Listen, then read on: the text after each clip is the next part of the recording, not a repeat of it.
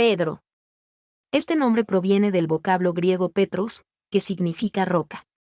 El más prominente de los 12 apóstoles en los Evangelios, además de ser un destacado líder de los primeros años de la Iglesia cristiana. Su nombre original era Simón, un nombre griego muy común, o más propiamente, Simeón, un nombre hebreo muy popular. Era oriundo de Betsaida, hijo de un tal Jonás. Como había nacido en Galilea de los gentiles, podía hablar en griego, también arameo natal, el cual estaba lleno de provincialismos en cuanto a pronunciación y dicción. Por ejemplo, en Mateo 26, verso 73 leemos lo siguiente: y un poco después se acercaron los que estaban allí y dijeron a Pedro: seguro que tú también eres uno de ellos, porque aún tu manera de hablar te descubre. Él y su hermano Andrés se dedicaban a la dura ocupación de pescadores, en el mar de Galilea, y eran compañeros de Juan y Jacobo, los hijos de Zebedeo. Era casado. Uno de los milagros realizados por Jesús fue sanar su suegra. En la época en que Cristo ministraba en Galilea, Pedro vivía en Capernaum. Fue presentado personalmente a Jesús por su hermano Andrés. Luego de un periodo en el que acompañó a Jesús en la primera parte de su ministerio en Judea, Pedro volvió a su ocupación habitual. Al comenzar el ministerio de Cristo en Galilea, Pedro y Andrés, junto con Jacobo y Juan, fueron llamados por Jesús para estar con él en forma permanente y aprender a ser pescadores de hombres. Al crecer la obra, Jesús eligió a 12 de sus seguidores para ser sus discípulos más cercanos, para capacitarlos en forma especial. En las listas de estos 12 discípulos designados apóstoles, Pedro siempre es mencionado en primer lugar. La formación de un círculo de discípulos más íntimos se hace evidente por primera vez cuando Jesús lleva a Pedro, Jacobo y Juan a la casa de Jairo.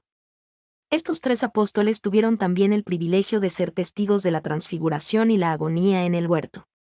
Pedro era el vocero natural de los 12. Por su confesión de fe, Pedro se identificó con Cristo, la roca verdadera, cumpliendo así la predicción de Cristo con respecto a él. De esta forma, se convirtió en una roca, Petrus, y sobre esta roca, Petra, compuesta por Pedro y los demás apóstoles, unidos por fe en Cristo, la piedra angular, Jesús construirá su iglesia triunfante. El relato de Hechos interpreta históricamente el uso que Pedro hizo de las llaves al abrir las puertas de la oportunidad cristiana en Pentecostés en Samaria, capítulo 8, y a los gentiles, ver capítulo 10. Pedro también fue el vocero al tratar de disuadir a Jesús de seguir en el sendero de sufrimiento que el Señor anunciaba, con lo cual se convirtió en piedra de tropiezo. Pedro también se destacó en los evangelios por su participación en la ocasión del pago de los impuestos del templo, su consulta sobre el límite del perdón y sus palabras a Jesús para recordarle que ellos habían dejado todo y le habían seguido. Su figura sobresale en los acontecimientos de la Semana de la Pasión. Él llamó la atención de Jesús con respecto a la higuera que se había secado y junto con otros 3 preguntó a Jesús acerca de su predicción referida al templo. Junto con Juan fue encargado de preparar la Pascua. Pedro se opuso a que el Señor le lavara los pies en el aposento alto y luego, impulsivamente, pasó al otro extremo cuando Jesús le habló de lo que implicaba su negativa. Le pidió a Juan que averiguara la identidad de aquel que entregaría a Jesús y resueltamente contradijo a Jesús al ser advertido de sus inminentes negaciones. En el huerto de Getsemaní, cuando fue elegido junto con Jacobo y Juan para velar con Cristo, se quedó dormido. En celo carnal quiso defender a Jesús, y el Señor lo reprendió por hacerlo. Huyó con los otros discípulos cuando Jesús fue apresado, pero, ansioso por conocer el final, lo siguió desde lejos, fue admitido, por intermedio de Juan, en el patio del sumo sacerdote y allí, vergonzosamente, negó a su Señor 3 veces. La mirada de Jesús le partió el corazón, salió y lloró amargamente. En la mañana de la resurrección, él y Juan corrieron hacia la tumba de Jesús para comprobar lo que había dicho María Magdalena.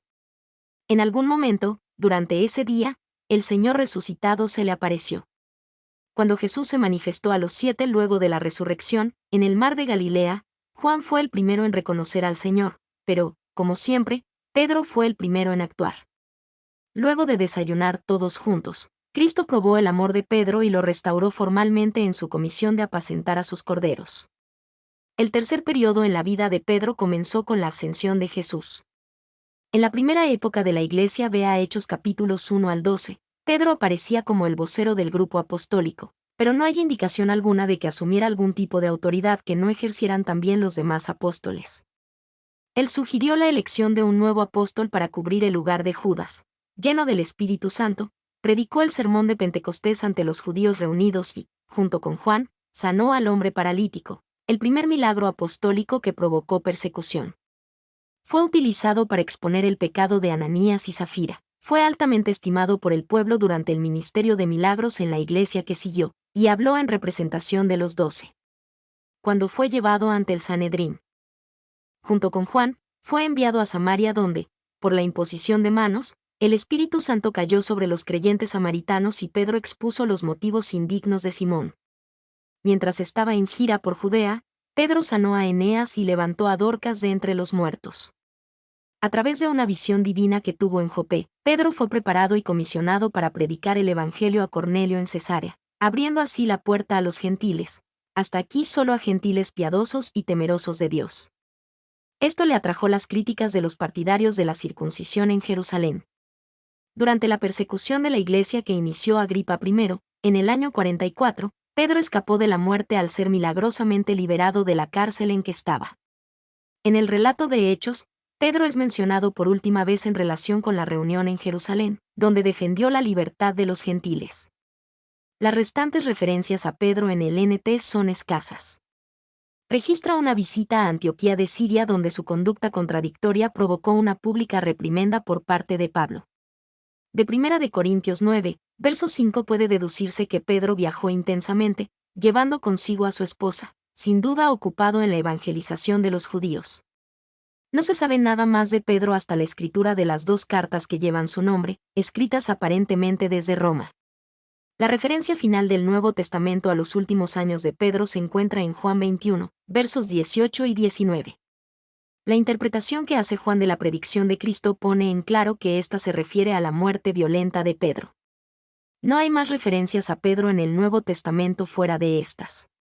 La tradición afirma uniformemente que Pedro fue a Roma, trabajó allí y sufrió el martirio durante el gobierno de Nerón.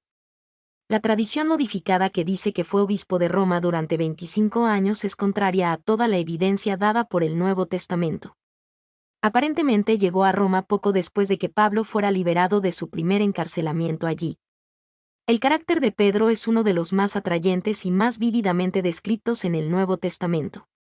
Su profunda humanidad lo ha transformado en uno de los integrantes más amados del grupo apostólico. Era vehemente, impulsivo, enérgico, seguro de sí mismo, agresivo y osado, pero también inestable, débil, inconstante y cobarde.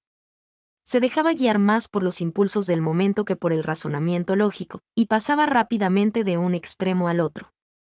Era por sobre todo un hombre de acción. Su vida muestra los defectos de su carácter, así como su extraordinaria capacidad para el bien.